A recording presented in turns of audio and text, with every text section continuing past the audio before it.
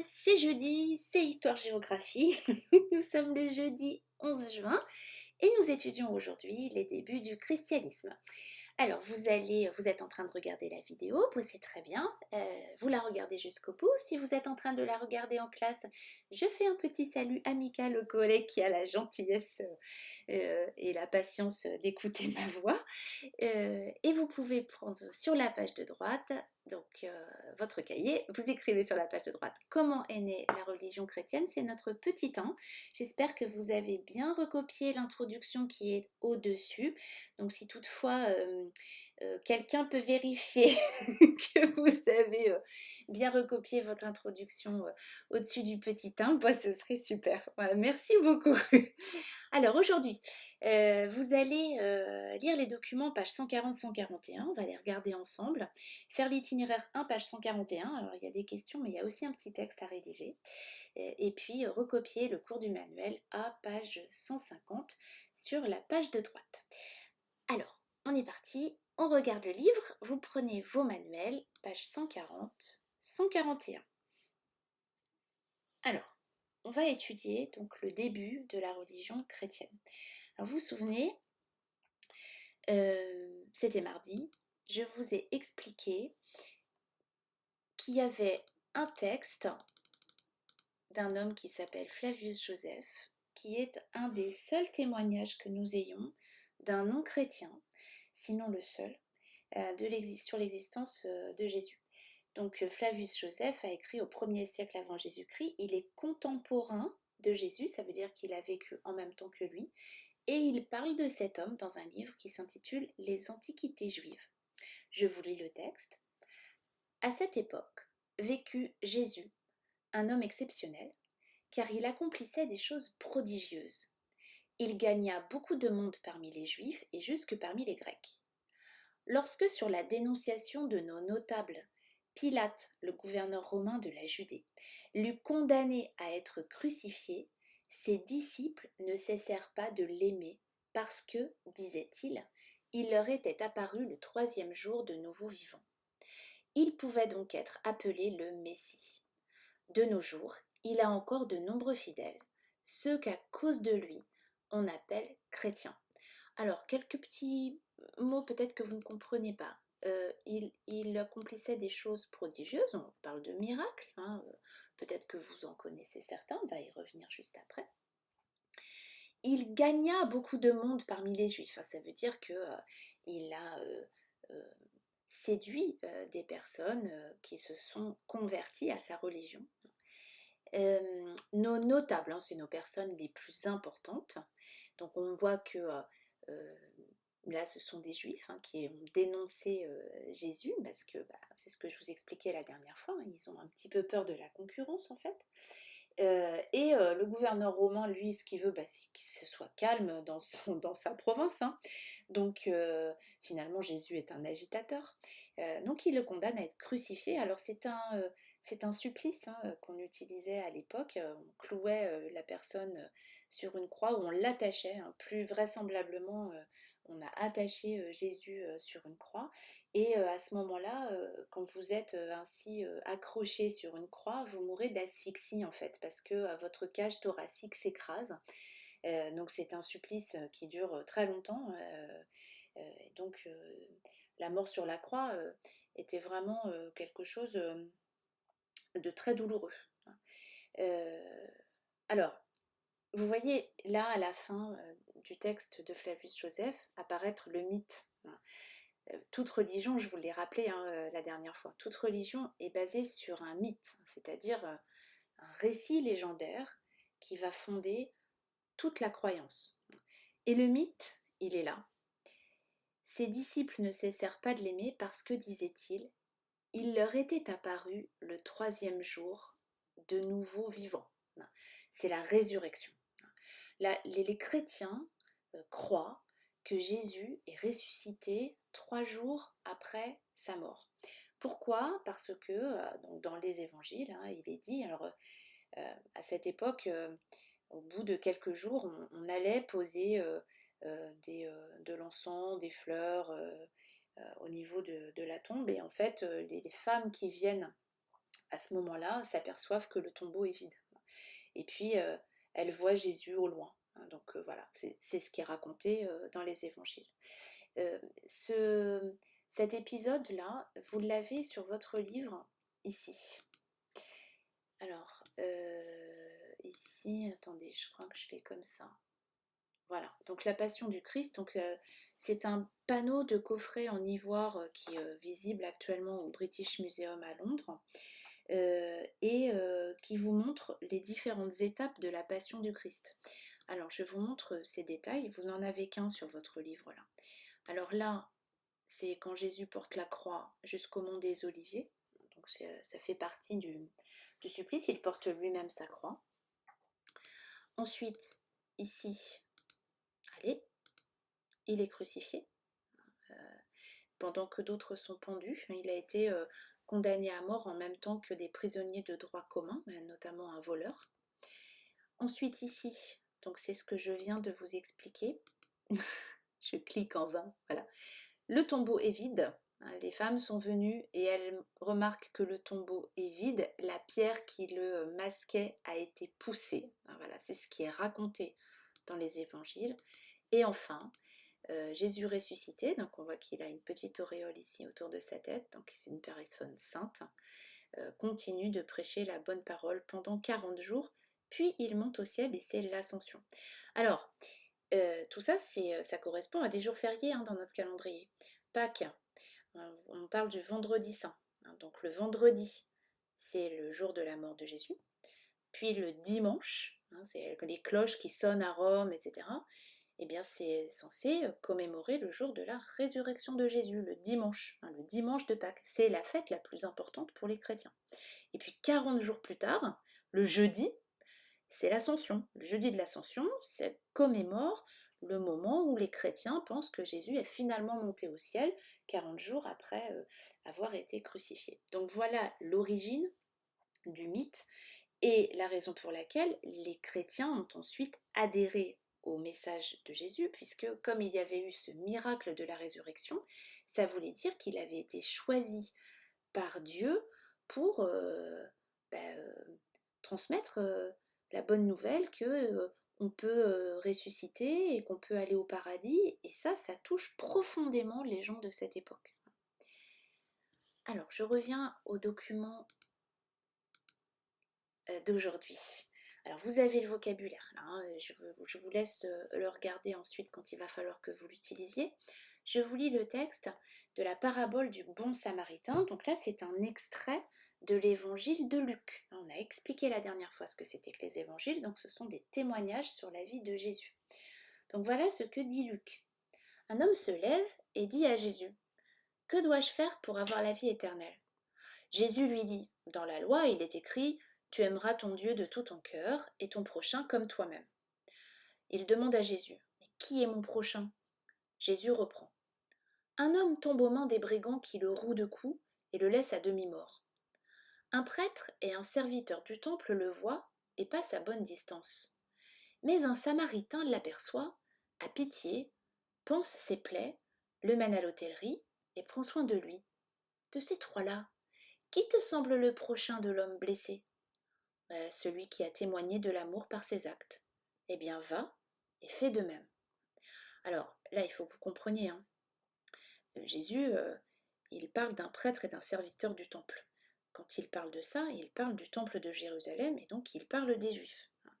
Et le Samaritain, lui, il est considéré, on vous explique, ce sont les habitants de Samarie, ils sont considérés comme étant des païens, comme étant pas des bons Juifs. Donc là, en fait, ce que dit Jésus, c'est que peu importe la croyance ou le statut social de la personne, si c'est une personne qui aide de manière désintéressée quelqu'un qui est en difficulté, c'est lui le prochain. Alors, vous comprenez, alors vous baignez en fait dans des valeurs judéo-chrétiennes, faut qu'on en soit conscient quand même de ça, pas simplement en Europe, mais dans une large partie du monde, ces valeurs-là sont des valeurs fondatrices aujourd'hui.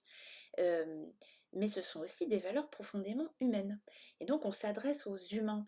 C'est pas comme la religion romaine ou la religion grecque, vous avez de multiples dieux qui se comportent un peu comme des humains, qui parfois font des bêtises, mais qui n'aident pas forcément à les rendre meilleurs. Là, Jésus, il apporte un message qui est un message aussi philosophique, d'amélioration de l'humain et qu'on peut être sauvé par ses bons actes, hein. Donc ça, c'est très nouveau.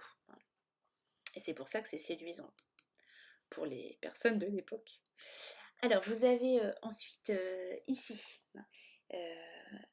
une sculpture qui a été retrouvée en Égypte au IVe siècle. Vous voyez que dès le IVe siècle, la religion chrétienne s'est beaucoup diffusée.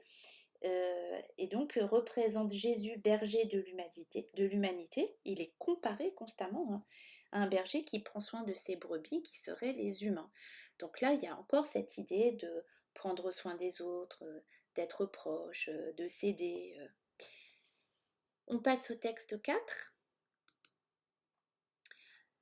Donc là, cette fois-ci, c'est un extrait des Actes des Apôtres. Donc on a revu ça la fois dernière, mardi. Donc les apôtres, ce sont les 12 disciples choisis par Jésus pour diffuser son message. Donc parmi les 12 apôtres, il y a Pierre. Et voilà ce dont les apôtres témoignent. Pierre se leva alors avec les 11 autres apôtres et dit d'une voix forte: Gens d'Israël, écoutez. Jésus de Nazareth, vous l'avez tué en le faisant clouer sur une croix. Mais Dieu l'a ressuscité. Tout le peuple d'Israël doit donc le savoir.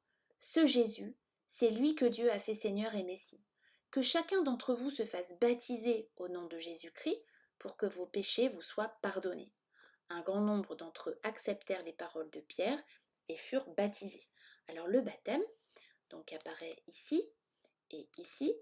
Donc c'est une des cérémonies, hein, une des pratiques religieuses du christianisme. Donc, vous vous souvenez, une religion, elle est basée sur un mythe. Donc là, le mythe, c'est la résurrection. Et elle se concrétise par des pratiques. Alors, vous vous souvenez par exemple, dans la religion grecque, ce sont des sacrifices d'animaux. Bon, là, le baptême, donc c'est... alors au début, c'est s'immerger complètement dans l'eau. Et puis, petit à petit, ça a été juste une onction d'eau bénite sur le front. Donc le baptême fait partie des cérémonies chrétiennes. Et donc là, on voit bien que Pierre essaye, il fait de la publicité. On appelle ça du prosélytisme, hein, de la publicité religieuse. Ça s'appelle du prosélytisme. Alors là, il faudrait que je vous l'écrive. Et j'ai pas prévu. Alors attendez, je vais vite.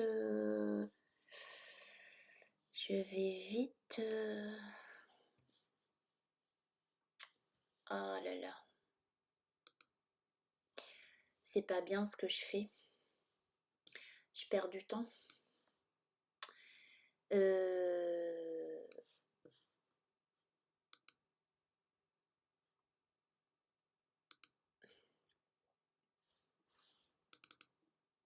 Allez, voilà, merci.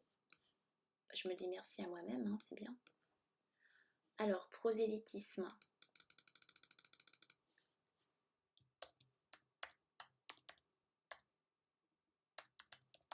Vous vous souvenez qu'on l'a déjà vu ce terme, hein? À quel moment on l'a vu? On l'a vu quand on a parlé de l'école laïque, du fait qu'on était dans une école laïque et que donc dans le règlement intérieur, ce mot figure, on n'a pas le droit de faire du prosélytisme, c'est-à-dire de la publicité religieuse. Bon, donc je reviens, excusez-moi, ça dure longtemps. Donc là, Pierre, clairement, lui, il se gêne pas, hein, mais on n'est pas à ce moment-là dans une période où on essaye d'être laïque, hein, c'est pas du tout ça, hein. Donc lui, il essaye surtout de faire en sorte qu'il y ait de plus en plus de chrétiens. Alors un autre apôtre, c'est Paul. Alors Paul de Tarse, donc il a vécu entre 10 et 65, c'est un juif au départ, il est citoyen romain, et il devient chrétien et il diffuse le message de Jésus. Alors lui, il a joué un rôle très important dans la conversion des juifs et des païens d'une grande partie de l'Empire romain, et c'est lui qui a organisé les premières communautés chrétiennes. Il a été arrêté à Jérusalem sur ordre des autorités romaines, il a été jugé à Rome, et il a été exécuté. Donc il a été condamné à mort. Mais regardez, on voit bien sur cette carte que les voyages de Paul ont permis d'installer les principales communautés chrétiennes en Asie mineure et jusqu'en Grèce. Voici son premier voyage. Le deuxième voyage, donc vous voyez qu'à chaque fois, il a été, ces voyages ont été suivis par l'installation de communautés chrétiennes, et puis le troisième voyage. Donc voilà pour Paul. Alors on va reprendre maintenant avec les questions. Alors aujourd'hui vous allez faire l'itinéraire 1. Je vais vous lire les questions. Donc vous allez d'abord utiliser le document 1 et 4 pour la première question. Quels aspects de la vie de Jésus sont racontés à la fois par Flavius Joseph et par Pierre? Vous faites très attention, vous ne recopiez pas les textes. Donc soyez très vigilants, vous cherchez les informations, vous les reformulez dans votre tête pour répondre à la question, puis vous rédigez votre phrase. Document 2, question 2, qui a écrit le message de Jésus? Nomme ces textes et relève les mots et expressions qui correspondent aux croyances des chrétiens. Donc là, ça ne pose pas de problème particulier, je pense. Ensuite, la troisième question, quel est le rôle de Paul de Tarse dans la diffusion du christianisme? Donc là, vous repartez à la fois de la biographie et de la petite carte. Et puis la quatrième question va vous prendre plus de temps. Qu'as-tu appris sur cette nouvelle religion? Écris au moins 5 phrases pour le dire. Alors vous allez essayer en plus d'écrire 5 phrases et de relier vos informations les unes aux autres par des mots de liaison. Si vous n'y arrivez pas, vous allez m'envoyer un petit mot sur Pronote et je vais vous renvoyer un coup de pouce. D'accord? Donc il n'y a pas de problème. Vous me demandez de l'aide et puis je vous donnerai la possibilité de me montrer votre travail sur Pronote. Vous allez pouvoir, c'est pas obligatoire, mais c'est toujours conseillé de me montrer votre travail sur Pronote pour que je puisse vous donner des conseils de rédaction. Alors, je vais terminer par ce qu'il faut que vous recopiez sur votre page de droite. Voilà, je suis encore en train de perdre du temps. Voilà. Donc, c'est le cours A, page 150. On va le lire ensemble. Voilà. Vers 28, dans la province romaine de Palestine, un juif nommé Jésus se présente comme le Messie attendu par le peuple juif. Il enseigne l'amour de Dieu et de son prochain et semble avoir attiré les foules. Les chefs religieux juifs le dénoncent comme agitateur et les autorités romaines le condamnent à mort. Il est crucifié à Jérusalem en 30. Après la mort de Jésus, ses premiers disciples, les apôtres, affirment qu'il est ressuscité. Des juifs et de nombreux païens se convertissent et forment des communautés chrétiennes. Les chrétiens reçoivent le baptême, croient au Dieu de la Bible, incarné en Jésus-Christ, et en la vie éternelle auprès de Dieu après leur mort. Le dimanche, ils se réunissent sous la direction d'un prêtre pour prier, lire les évangiles et partager la communion. Alors vous pouvez ensuite recopier les définitions en rouge de baptême, de communion et d'évangile. Et puis une fois que vous aurez fait ça, ça glisse, voilà. Vous pouvez relire ici cette partie-là et cette partie-là qui correspondent à ce qu'on vient de voir et qui vous permet de réorganiser vos nouvelles connaissances. Voilà, eh bien j'en ai fini pour aujourd'hui. On continue ça la semaine prochaine. Je vous remercie, je vous souhaite un très bon week-end. Continuez de bien travailler les 6e et à bientôt. Au revoir.